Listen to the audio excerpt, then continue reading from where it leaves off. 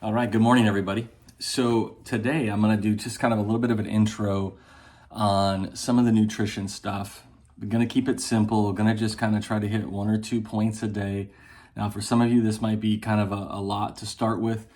I would just say the biggest thing to start with, if you're trying to change your diet, change your lifestyle, what I found, the biggest things to really get rid of are the sugars, the carbohydrates. Now, for some people, depending on how you've journeyed on this, some people kind of go full carnivore, some people are vegan, some people are, vegetarian, some people are more of just a whole food. All of it is, I don't have, there's different reasons to do different ones of them at different times. This particular challenge, we're going to be focusing on some of the more keto things and really just in some level of a simplification here.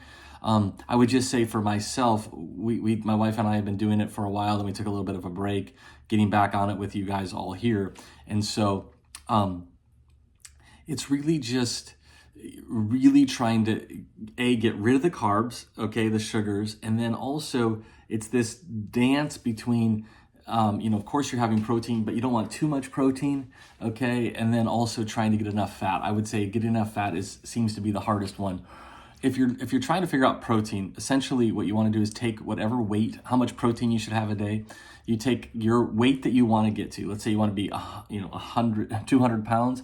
Then you take that 200 pounds, you divide that by 2.2. That would give you about 90, for example. So you'd want to be about 90 grams of protein a day. Okay, so that's about how much protein that you want to have. And then the rest you're trying to get from fat. Okay, so in the email, you'll see I included a lot of the products that we use. The hardest things tend to be trying to keep the carbs down and then trying to not just have so much protein. So that's why you'll find yourself with certain cheeses and whipping creams and certain oils and coconut oils where you're trying to get your fat intake, coconut oil, coconut milk, those types of things. And so those are the kind of the starting points. I also use every morning. I use this as my blood sugar monitor. So you take and you have your little Lancet, and then you buy these. I've got this at Walgreens. I think my wife ordered them online as well. So you just take it, you prick your finger, you go. I mean, flip you off there. You get a little bit of blood. You use your little insert, you put it in there, and you'll get a reading. So this morning, my blood sugar actually was a little high. It was 124, which is pretty unusual. Probably cheated last night before I knew we were getting started on this challenge. So generally, as you're doing this, you'll want your blood sugars to be, in the mornings, honestly, low as you can. Now, this is going to be a process for people, so don't get too freaked out. You're just going to start measuring this. You're going to see, but you want it to end up being low 90s, 80s, plus or minus in that realm. Again, we're just getting started on the journey, so your body and your physiology is going to have to change over. Most people have been living on carbs and living on sugars and living on glucose. And so the body has to your cells are so used to that. You're trying to switch your cells over to using fat as fuel. And then I also use this ketone monitor, which is the same thing. I have my little strips that I use. I put it in there. So this morning, mine was at 0.7. That's not great, okay? You want to be in that 1.5, something like that, 1.2, 1.7. It varies. You're just trying to get yourself into, your body's using primarily fat as fuel. When I first started, I was using these. These are strips that you use that you actually can pee on, okay? And it will change colors. And it will let you know that's not measuring ketones directly. That's measuring the byproducts of the ketones in your urine. But when I first started doing it, they're cheap for one thing. I could test every time, and I was just trying to see if my body was getting into ketosis. It took me about 2 days, 2.5 days. For some people, it takes more. For some people, it takes less. I would say, some people it takes 4 or 5 days to get into that. And so that's really the routine that I use. Sometimes I'll take it at night when I get home, just because I'm kind of neurotic about it a little bit. So when I'm doing it, I just want to know, after all day of fasting, using up all of the free, sugar in my blood, once it goes through that, it starts pulling out of the liver, starts pulling out basically the sugars that are built up, but then also the fat, and it starts to use that. So these first few days, it can feel intense as your body is changing over from using primarily sugar, primarily carbohydrates for your fuel, and it's instead trying to burn fat for fuel. So that time in between where it's running out of the sugar to use and starting to take fat out of the body to use, that when those scales are tipping, that's when you can feel funky. They call it the keto flu. They can call it, you can have all sorts of symptoms. I didn't really have much of that, honestly. I'm used to fasting. I fast a lot, so that's not difficult for me. So I think my body tolerated it well. My wife did okay as well, I would say. I have had some people that do it, that they do get that way. Again, it's kind of up to your discretion of how intense you want to go at it. Some people are just kind of getting started. Now, there's a lot of different foods, and I'm going to, again, this is not a whole overview of keto right now. I'm just going to suggest that right now, the biggest thing you need to start looking at is the carbohydrates. You want to keep your carbs to under 20 grams a day. That's going to feel impossible for a lot of you. That includes everything from what you drink, what you eat. You're going to just realize, oh my gosh, I eat a lot of carbs. Okay. You'll think about, there's just the classic things like a can of soda, it's got 50, 60 grams of sugar in it, or the Frappuccino, or chips. It's in so many things. It's hard to, condiments, you're going to find all these things. And so that learning curve in the beginning, that's why I sent those pictures along with the ones that we've used that we found to be most helpful.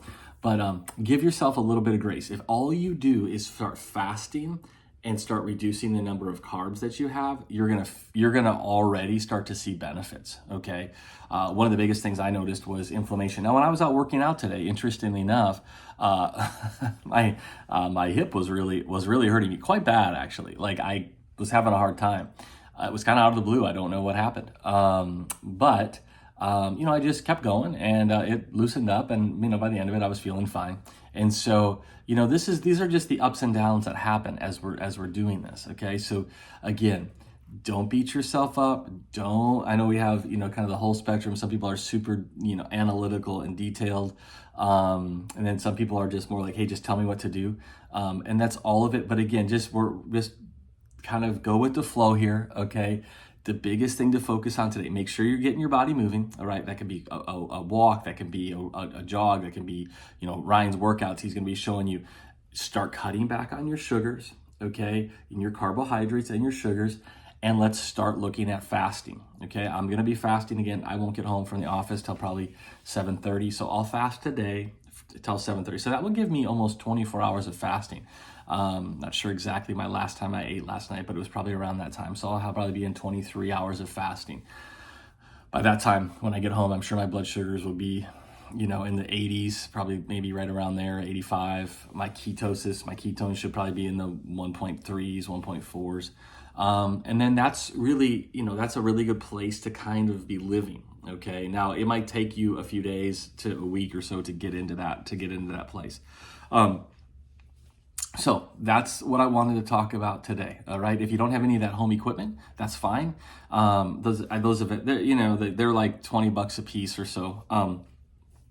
The testing strips are what tends to be the most expensive. But if you want to go to that next level, go ahead and get those. You can get them at Walgreens and things like that. But just, if minimum, just go get the ketone strips, and you can just test them, when you're going to the bathroom, and that'll just give you an idea. Focusing on drinking water, staying away from the sugary drinks. And then if you really want to kind of jumpstart it, that's where the working out really helps, because when you're working out, it makes you burn more of that free-floating sugar, glucose that's in your bloodstream, okay? So that's a good way to drop the blood sugar levels and things like that. If you're starting to feel extra funky or something like that, for some people, depending on where you're starting at with this, it can be overwhelming, it can be hard, it can be like your body's feeling a little funky. For me, one of the things that started initially was actually constipation. I'll talk more about that on another video. That usually won't happen to you for a day or two as that starts, because number one, you're eating less, so it just feels like that. You're getting rid of some of the waste that's been built up. But then number two, just generally, eating the cheeses and eating, a lot of the proteins and having less roughage and fiber and things like that, people can get backed up a little bit. So I'll be giving you some tips on that as well. But actually, the biggest one is just moving your body, exercising. That keeps things moving. That keeps your soft muscle tissue working, and your skeletal muscle kind of keeping everything going. So I'm excited. Again, everybody is we're on this together. Okay, we'll have ups and downs, but just starting to be intentional about it and starting to pay attention to the things that are going in your mouth. You'll be shocked, okay? You'll find out, man, I didn't even realize that, okay? And it's worth it, all right? It's good to do hard things. That's part of what this idea of armoring up is. It's this idea that we can get ready, right? We're getting ready. I don't know if I want to say for battle. I mean, possibly, okay, right? Meaning just the fight we're all in, whether it's being a parent or our roles in life, they're difficult. And if we're not strong and armored up, we won't be prepared to meet those battles. And so I hope you're having a great day. Send me some thoughts and feedback, questions. You can feel free to email me or text me, and I'll do my best to answer. Have an awesome day, you guys. We'll see you soon. Take care.